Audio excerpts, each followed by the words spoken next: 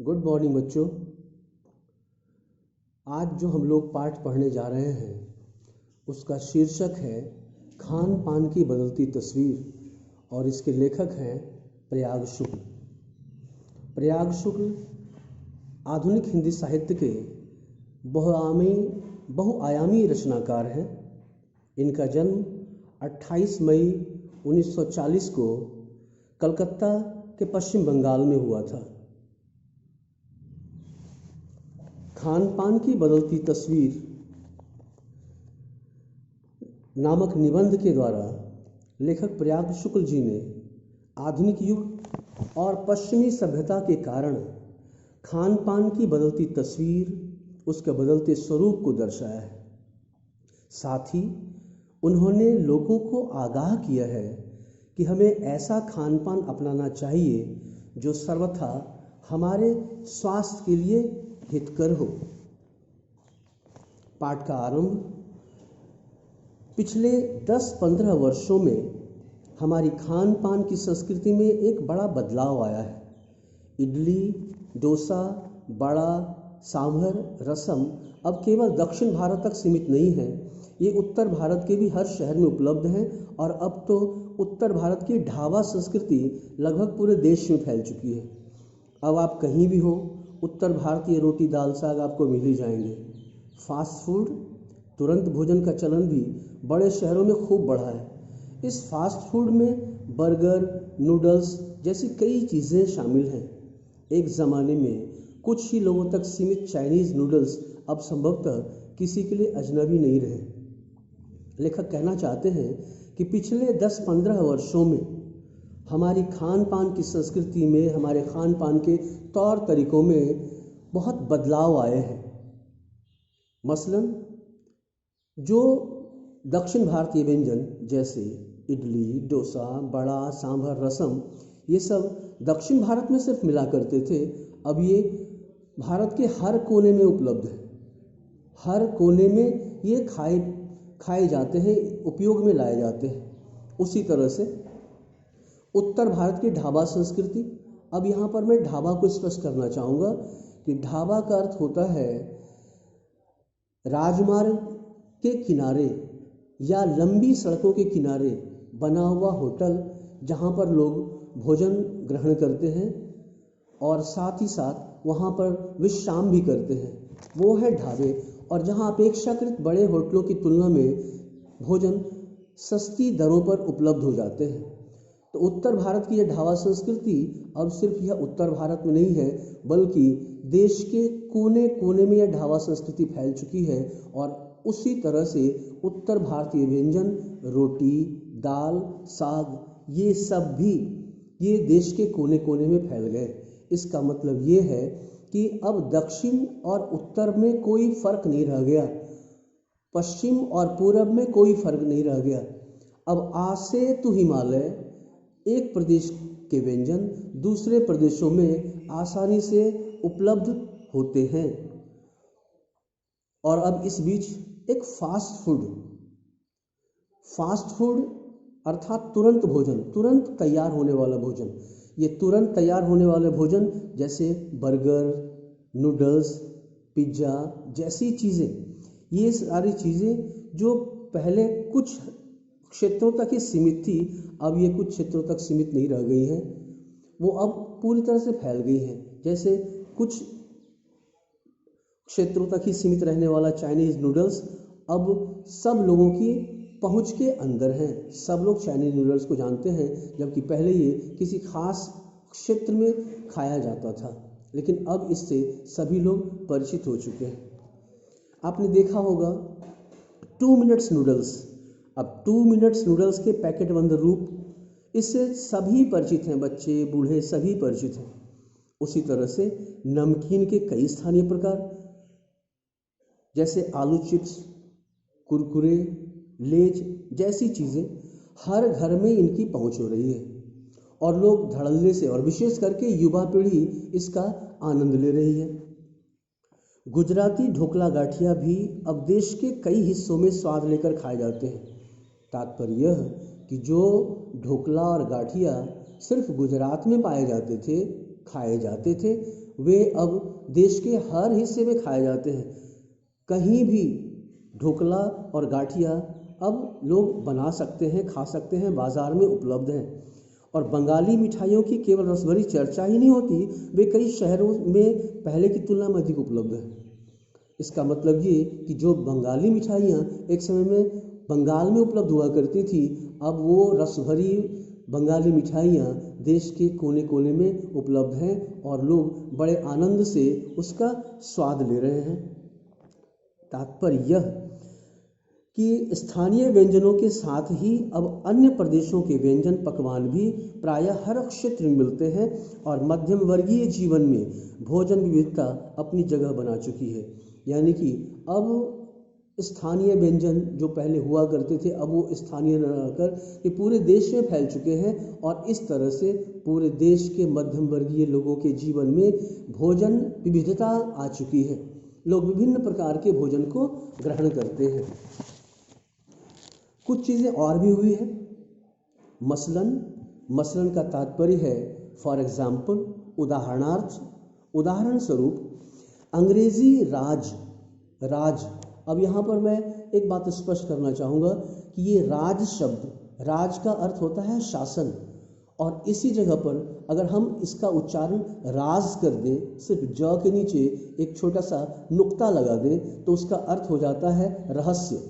तो यहाँ पर अंग्रेजी शासन तक जो ब्रेड, जो ब्राउन ब्रेड हमारे यहाँ उपलब्ध है, जो बाज़ारों में उपलब्ध है, जो हम खाते हैं, जो ब्रेड केवल साहबी ठिकानों तक, बड़े बड़े लोगों तक, बड़े बड़े साहबों तक ही ब्राउन ब्रेड उपलब्ध थी, अब वह कस्बों तक पहुंच चुकी है, छोटे छोटे शहरों तक पहुंच चुकी है, यहाँ तक कि गांवों तक पहुंच चुकी है और नाश्ते के रूप में लाखों करोड़ों भारतीय घरों में सेकी तली जा रही है। लोग ब्रेड पकोड़े आदि के रूप में इसे इस्तेमाल में लाते हैं या फिर जैम लगाकर इसे अपने इस्तेमाल में लाते हैं। यानी कि जो ब्रेड साहबी ठिकानों तक उपलब्ध थी, अब वह ब्रेड आम लोगों तक पहुंच गई है। खान पान की इस बदली हुई संस्कृति से सबसे अधिक प्रभावित नई पीढ़ी हुई है, जो पहले के स्थानीय व्यंजनों के बारे में बहुत कम जानती है, पर कई नए व्यंजनों के बारे में बहुत कुछ जानती है। और यह स्वाभाविक सी बात है कि धीरे धीरे जब स्थानीय व्यंजनों का चलन कम हुआ, तो नई पीढ़ी उन स्थानीय व्यंजनों के बारे में जानेगी कहाँ से। इसलिए जो कुछ हमारे यहाँ उपलब्ध है, जो कुछ वो युवा पीढ़ी देख रही है, उसी के बारे में तो जानेगी।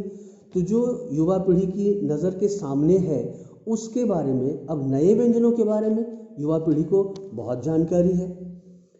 स्थानीय व्यंजन भी तो अब घटकर कुछ ही चीज़ों तक सीमित रह गए हैं। यानी कि स्थानीय व्यंजन जो बहुत अधिक संख्या में हुआ करते थे, अब वे बहुत ज़्यादा संख्या में नहीं हैं, बल्कि स्थानीय व्यंजन धीरे धीरे कम होते जा रहे हैं। इसका कारण है कि लोग उसे कम पका रहे हैं और इसीलिए वो इस्तेमाल में कम लाए जा रहे हैं। बम्बई की पाव भाजी, बम्बई जो आज मुंबई कहलाता है, तो बम्बई की पाव भाजी और दिल्ली के छोले कुलचों की दुनिया पहले की तुलना में बड़ी ज़रूर है, पर अन्य स्थानीय व्यंजनों की दुनिया छुटी हुई है। अब बम्बई की पाव भाजी या दिल्ली के छोले कुलचे हम देश के कोने कोने में देखते हैं। हर चौक चौराहे पर उसके ठेले लगे हुए रहते हैं, उसकी रेहड़ी लगी हुई रहती है। लेकिन और जो दूसरे स्थानीय व्यंजन हैं, उसकी दुनिया सिकुड़ गई है, उसकी दुनिया छोटी हो गई है। यानी स्थानीय व्यंजन धीरे धीरे सिकुड़ते जा रहे हैं। जानकार ये भी बताते हैं कि मथुरा के पेड़ों और आगरा के पेठे नमकीन में अब वह बात कहाँ रही। यानी जो चीज़ें बची भी हुई हैं, उनकी गुणवत्ता में फ़र्क पड़ा है। अब जानकार ये भी कहते हैं कि जो बात मथुरा के पेड़ों और आगरा के पेठे नमकीन में पहले हुआ करती थी, जितना स्वादिष्ट वो हुआ करता था, जो उसकी क्वालिटी हुआ करती थी, जो उसकी गुणवत्ता हुआ करती थी, अब वैसी गुणवत्ता उसमें नहीं रही। धीरे धीरे जो स्थानीय व्यंजन हैं भी, उसकी गुणवत्ता में भी कमी आ रही है। और उसके भी कुछ कारण हैं कि मौसम और ऋतुओं के अनुसार फलों, खाद्यान्नों से जो व्यंजन और पकवान बना करते थे, उन्हें बनाने की फुर्सत भी अब कितने लोगों को रह गई। इस भागम भाग की दुनिया में इतनी तेज़ दुनिया होती चली जा रही है कि लोगों को फुर्सत नहीं मिल पा रही है। तो जो स्थानीय व्यंजन बहुत आराम से बनाए जाते थे, समय लेकर बनाए जाते थे, जो बहुत ज़्यादा टाइम टेकिंग हुआ करते थे, अब बिना ज़्यादा समय दिए हुए पकवान बन नहीं सकते और लोगों के पास फुर्सत है नहीं। तो ऐसी स्थिति में वैसे पकवान बहुत कम बन रहे हैं या नहीं बन रहे हैं। अब गृहिणियों या कामकाजी महिलाओं के लिए खरबूजे के बीज सुखाना, छीलना और फिर उनसे व्यंजन तैयार करना सचमुच दुस्साध्य है। दुस्साध्य का अर्थ होता है जो बहुत ही मुश्किल से साधा जा सके, बहुत कठिन, बहुत मुश्किल।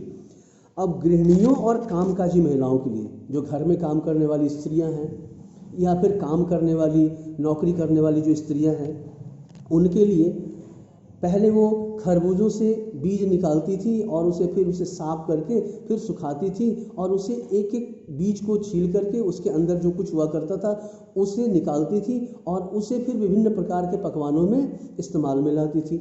लेकिन यह जो कि बहुत ज़्यादा टाइम टेकिंग है, बहुत ज़्यादा समय लेता है या समय खपत होता है इसमें, इसलिए ऐसे व्यंजनों से इन लोगों ने तौबा कर ली है। मतलब ऐसे व्यंजन अब बिल्कुल नहीं के बराबर बन रहे हैं। यानी हम पाते हैं कि एक ओर तो स्थानीय व्यंजनों में कमी आई है, दूसरी ओर वे ही देसी विदेशी व्यंजन अपनाए जा रहे हैं जिन्हें बनाने पकाने में सुविधा हो। जो देसी विदेशी व्यंजन कम समय में बन जाए, सुविधापूर्वक जो बन जाए, हम उसे ही बनाते हैं। अन्यथा जो मुश्किल से बनने वाले व्यंजन हैं, हम धीरे धीरे उसका त्याग करते चले जा रहे हैं। जटिल प्रक्रियाओं वाली चीज़ें तो कभी कभार व्यंजन पुस्तिकाओं के आधार पर तैयार की जाती हैं। अब जटिल प्रक्रिया मतलब मुश्किल विधियाँ, जिसे बनाने की विधि, बनाने का तरीका, जिसका बहुत कठिन तरीका हो, उसे कहते हैं। तो जटिल प्रक्रियाओं वाली चीज़ें तो कभी कभार व्यंजन पुस्तिकाओं के आधार पर तैयार की जाती है। आपने देखा होगा विभिन्न प्रकार की पत्रिकाएं आती हैं, जैसे सहेली जैसी पत्रिका है, उस पत्रिका के आधार पर कुछ जटिल प्रक्रिया वाली चीज़ें बना ली जाती हैं। लेकिन वो भी कभी कभार, क्योंकि उसमें बहुत समय लगता है, बहुत दिक्कत होती है बनाने में। इस वजह से ऐसी चीज़ों से, वैसे व्यंजनों से लोग धीरे धीरे पीछा छुड़ाते चले जा रहे हैं। और इसका सबसे बड़ा कारण है शहरी जीवन की भागम भाग। शहरी जीवन में जो भागम भाग है, जो बिल्कुल आप शहरों में देखेंगे कि लोग बिल्कुल नाक की सीध में दौड़ते चले जा रहे हैं, अपने काम के पीछे भागे चले जा रहे हैं। उन्हें फुर्सत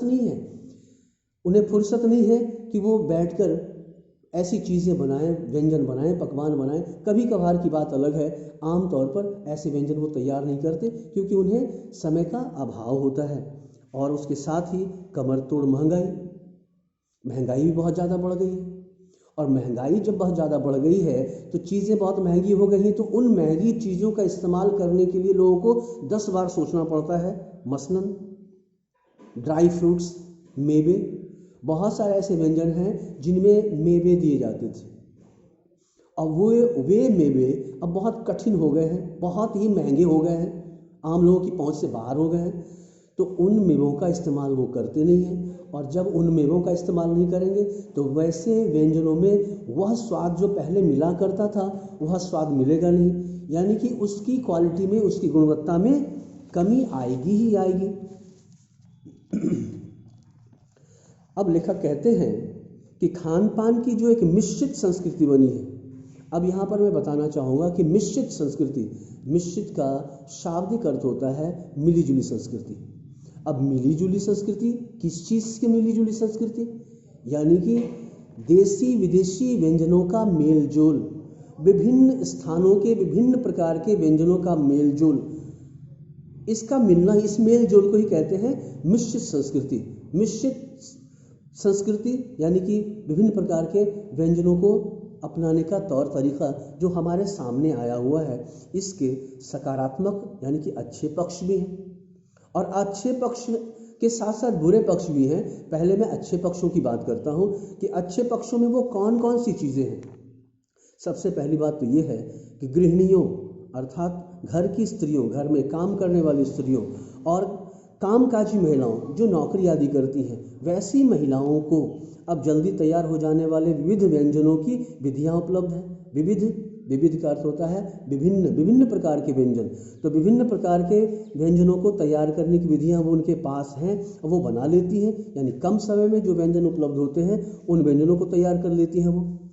और साथ ही साथ नई पीढ़ी को देश विदेश के व्यंजनों को जानने का सुयोग मिला है। सुयोग का तात्पर्य होता है अवसर। उसका मौका मिला है। तो नई पीढ़ी विभिन्न प्रकार के व्यंजनों के बारे में जान रही है, देशी विदेशी व्यंजनों के बारे में जान रही है, जिससे पुरानी पीढ़ी के लोग अनभिज्ञ हैं और नई पीढ़ी के लोग बहुत ज़्यादा परिचित हैं।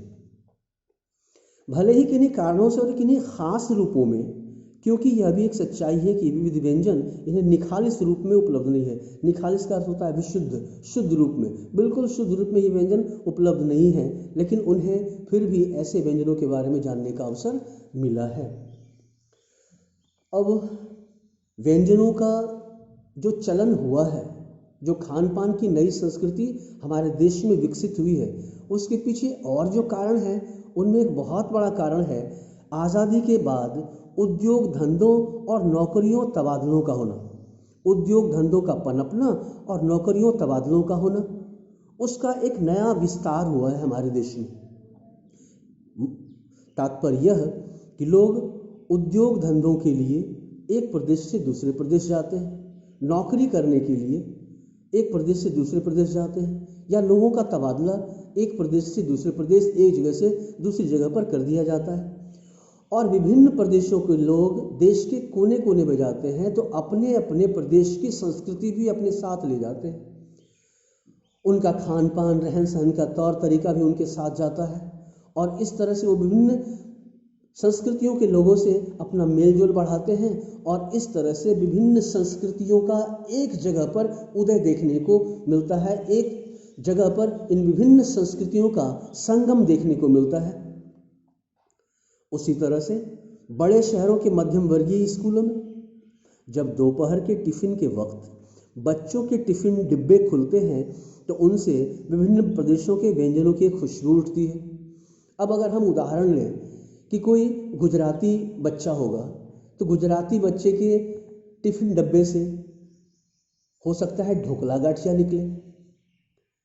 कोई बिहारी बच्चा होगा तो हो सकता है कि उसके टिफिन के डब्बे से लिट्टी चोखा निकले, या फिर कोई मुंबई का होगा तो उसके डिब्बे से पाव भाजी निकले, दिल्ली वाला होगा तो हो सकता है उसके डिब्बे से छोले कुलचे निकले।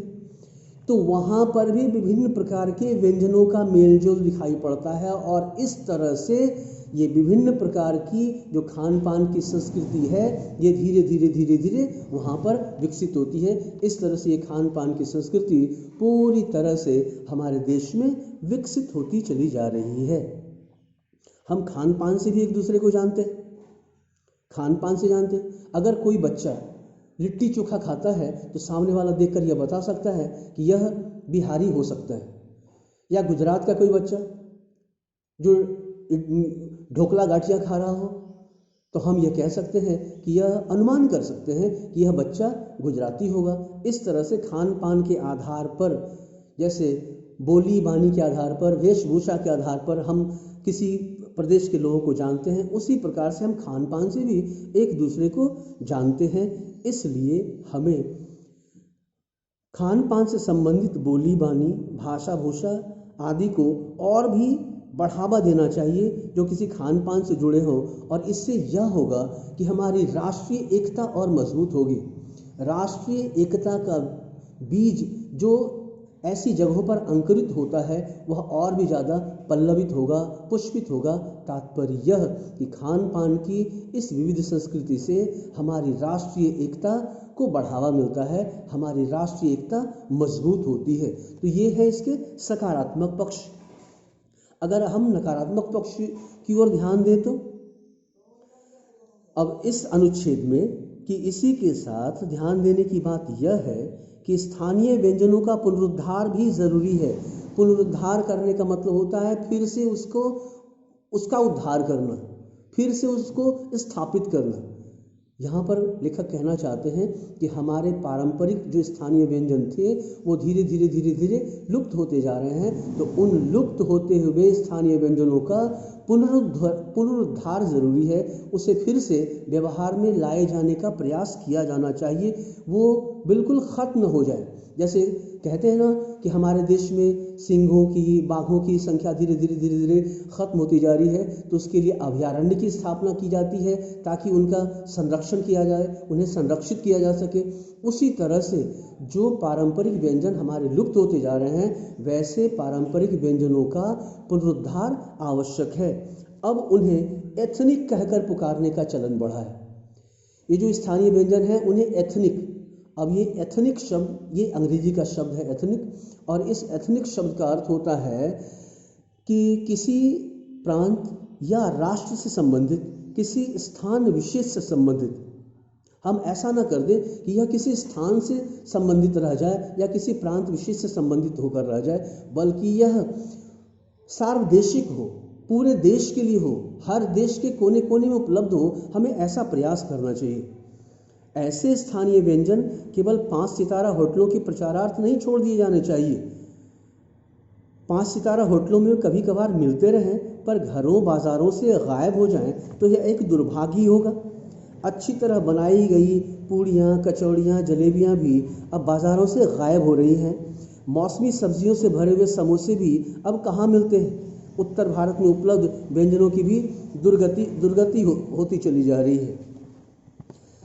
लेखक कहना चाह रहे हैं कि ऐसा ना हो कि इन्हें एथनिक का तात्पर्य किसी विशेष प्रांत, राष्ट्र या स्थान से संबंधित कहकर पुकारा जाए और घरों, बाज़ारों, चौक चौराहों से लुप्त होकर सिर्फ 5 सितारा होटलों तक ही सीमित रहने के लिए छोड़ दिया जाए। अतः हमें कोरी आधुनिकता एवं पश्चिम की नकल की भावना को त्यागना चाहिए।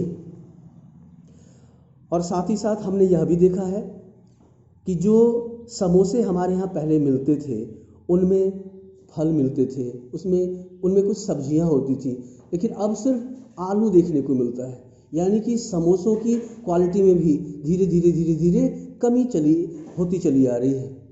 इस तरह से हम देख रहे हैं कि खान पान के व्यंजन धीरे धीरे, जो स्थानीय व्यंजन है वो लुप्त होते जा रहे हैं, और जो बचे भी हैं उनकी गुणवत्ता में धीरे धीरे कमी आती चली आ रही है। अचरज नहीं कि पहले उत्तर भारत में जो चीज़ें गली मोहल्लों की दुकानों में आम हुआ करती थी, जो चौक चौराहे पर मिल जाया करती थी, अब उन्हें ख़ास दुकानों में तलाशा जाता है। कोई निश्चित दुकान है, कोई विशेष दुकान है, वहाँ पर हम जाते हैं उसे तलाशने के लिए। जो चीज़ें हर जगह मिलती थी अब वो हर जगह नहीं मिलती, किसी विशेष स्थान पर खोजना पड़ता है। यह भी एक कड़वा सच है। कड़वा सच इसका मतलब यह भी एक यथार्थ है, यह वास्तविकता है कि कई स्थानीय व्यंजनों को हमने तथाकथित आधुनिकता के चलते छोड़ दिया है। तथाकथित आधुनिकता को अगर हम ऐसे ट्रांसलेट करें कि सो कॉल्ड मॉडर्निज्म के चलते, आधुनिकता के नाम पर, कि हम अपने आप को आधुनिक दिखाने के चक्कर में हम अपने स्थानीय व्यंजनों को भूलते चले जा रहे हैं। पिताजी को पॉप कहना शुरू कर दिए, मम्मी को मॉम कहना शुरू कर दिए, एक नया चलन आ गया, तो अपने स्थानीय व्यंजनों को हमने तिलांजलि दे दी और नए व्यंजनों को हमने ग्रहण कर लिया। इस तरह से हम ग्रहण करते चले आ रहे हैं। और साथ ही साथ हम क्या करते हैं, पश्चिम की नकल करते हैं। पश्चिमी सभ्यता की नकल करके हमने बहुत सी ऐसी चीज़ें अपना ली हैं जो हमारे स्वास्थ्य के अनुकूल नहीं हैं।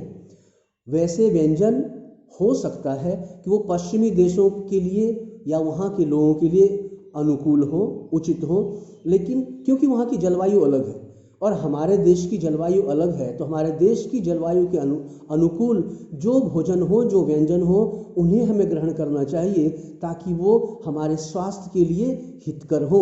अगर हम ऐसा नहीं करते तो उससे हमारे स्वास्थ्य के ऊपर विपरीत असर पड़ता है। हो यह भी रहा है कि खान पान की मिश्रित संस्कृति में हम कई बार चीज़ों का असली और अलग स्वाद नहीं ले पा रहे हैं।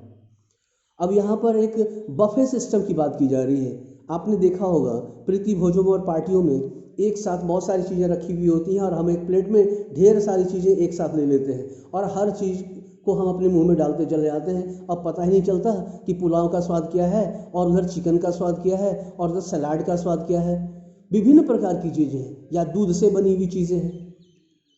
इन सब चीज़ों का स्वाद हम एक साथ लेते हैं तो ये सारा स्वाद मिलकर के एक साथ गड्ढमड्ढ हो जाता है। तो यह जो मिश्रित संस्कृति है यह हमें यह भी अवसर देती है कि हम कुछ खास चीज़ों को चुनें। हम अक्सर एक ही प्लेट में कई तरह के और कई बार तो बिल्कुल विपरीत प्रकृति वाले व्यंजन परोस लेना चाहते हैं।